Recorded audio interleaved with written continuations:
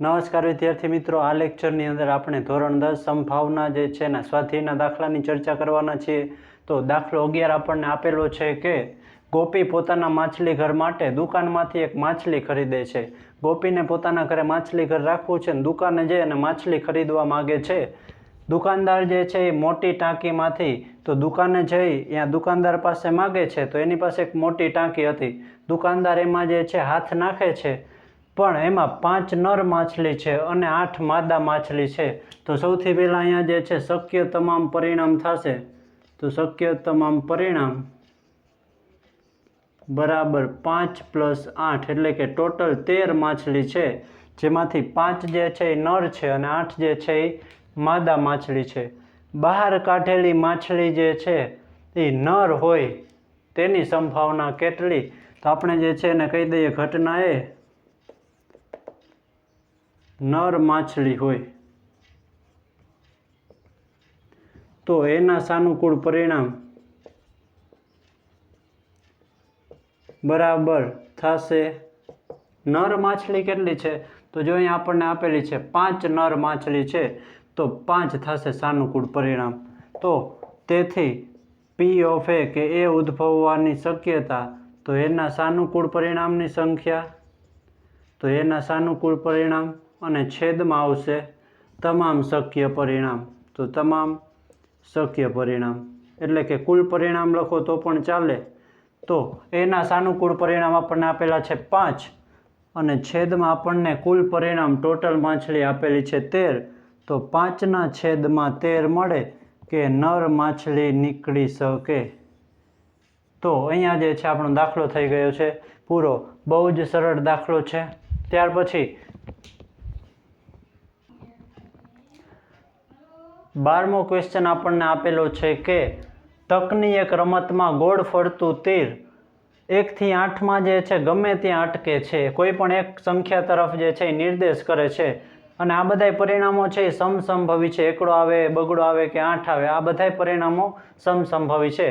તો પહેલું કીધું છે કે 8 તરફ નિર્દેશ કરે એની સંભાવના કેટલી? તો સૌથી પહેલાં આપણે જે છે અહીંયા લખી લઈએ કે શક્ય તમામ પરિણામ. તો શક્ય તમામ પરિણામ અહીંયા કેટલા આપેલા છે? તો કે 1 થી 8 છે એટલે કે 8 આપણને આપેલા છે. શક્ય તમામ પરિણામ 8 આપેલા છે. હવે પહેલું જે છે એના માટે આપણે વાત કરવામાં આવે તો એને કહી દઈએ ઘટના એ. તો ઘટના એ છે કે 8 તરફ નિર્દેશ કરે. તો 8 તરફ નિર્દેશ કરે તો એના જે છે સાનુકૂળ પરિણામ. હવે અહીંયા જે છે ખાસ આપણે યાદ રાખવાનું છે કે 8 કેટલી વખત છે? તો 8 એક વખત છે તો સાનુકૂળ પરિણામ 1 થશે. ઘણા વિદ્યાર્થીઓ અહીંયા 8 કરી નાખે છે પણ 8 કેટલી વખત છે? તો કે 1 વખત છે તો સાનુકૂળ પરિણામ થશે 1. તો P ઓફ A એટલે કે એ ઉદ્ભવવાની સંભાવના થશે એના સાનુકૂળ પરિણામ અને છેદમાં જે છે એ આવશે તમામ શક્ય પરિણામ. તો સાનુકૂળ પરિણામ થશે 1 અને છેદમાં જે છે કુલ પરિણામ આપણા થશે 8. તો 1/8 આવે કે 8 તરફ નિર્દેશ કરે તેની સંભાવના.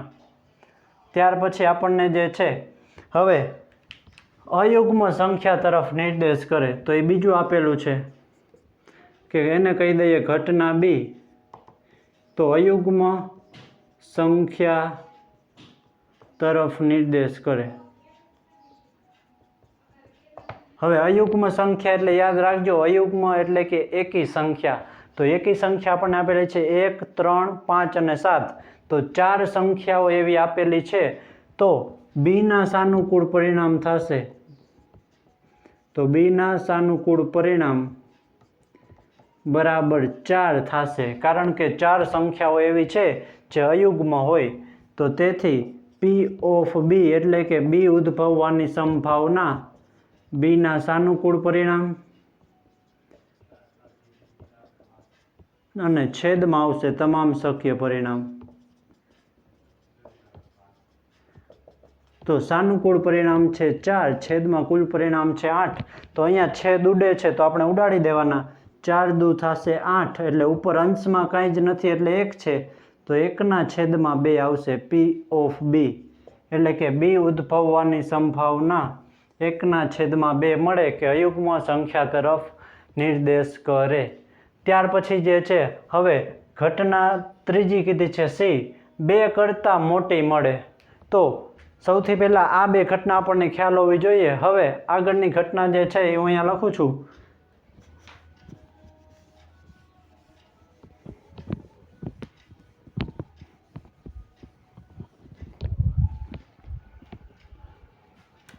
તો ત્રીજાને આપણે કહી દઈએ ઘટના સી, 2 કરતાં મોટી સંખ્યા આવે અથવા તો નિર્દેશ કરે। તો સીના સાનુકૂળ પરિણામ થશે। તો 2 કરતાં મોટી સંખ્યા કેટલી છે જોવો જોઈએ। અહીંયા તમે ચેક કરો, 2 કરતાં મોટી સંખ્યા 3, 4, 5, 6, 7 અને 8 એટલે કે 6 સંખ્યાઓ એવી છે। આ 1, 2, 3, 4, 5 અને 6 સંખ્યાઓ એવી છે જે 2 કરતાં મોટી હોય। તો અહીંયા સાનુકૂળ પરિણામ થશે 6। તો ફરી પાછું અહીંયા આપણે જે છે પી ઓફ સી, સી ઉદ્ભવવાની સંભાવના, તો સીના સાનુકૂળ પરિણામ છેદમાં થશે તમામ શક્ય પરિણામ।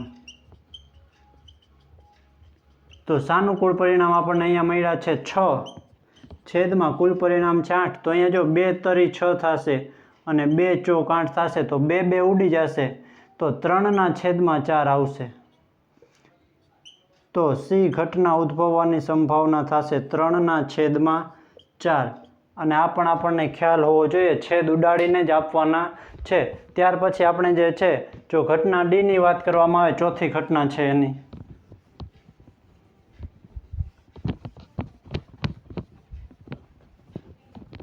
તો 9 કરતાં નાની આવે એની સંભાવના, તો એને આપણે કહી દઈએ ઘટના ડી, 9 કરતાં નાની સંખ્યા આવે। તો 9 કરતાં નાની સંખ્યામાં જે છે એ કેટલી છે તો કે એ થશે આપણા સાનુકૂળ પરિણામ। તો ડીના સાનુકૂળ પરિણામ, તો અહીંયા જો બધી સંખ્યા જે છે ને એ 9 કરતાં નાની જ છે, એનો મતલબ 8 8 સંખ્યા નાની જ છે, તો અહીંયા સાનુકૂળ પરિણામ પણ 8 થઈ જશે। તેથી પી ઓફ ડી બરાબર ડીના સાનુકૂળ પરિણામ અને છેદમાં આવશે તમામ શક્ય પરિણામ। તો અહીંયા થઈ જશે 8/8 એટલે 8 8 ઉડી જશે તો 1 આવશે। તો આપણને ખબર હોવી જોઈએ 1 જે છે એ કોની સંભાવના છે તો કે નિશ્ચિત ઘટનાની સંભાવના છે।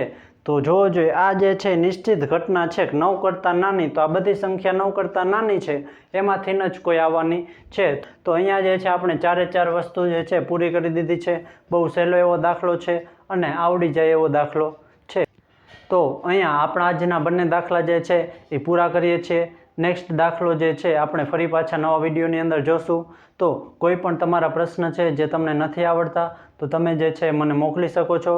તો ફરી પાછા મળીશું નવા જ લેક્ચરમાં નવા જ દાખલા સાથે। તો થેન્ક યુ વેરી મચ।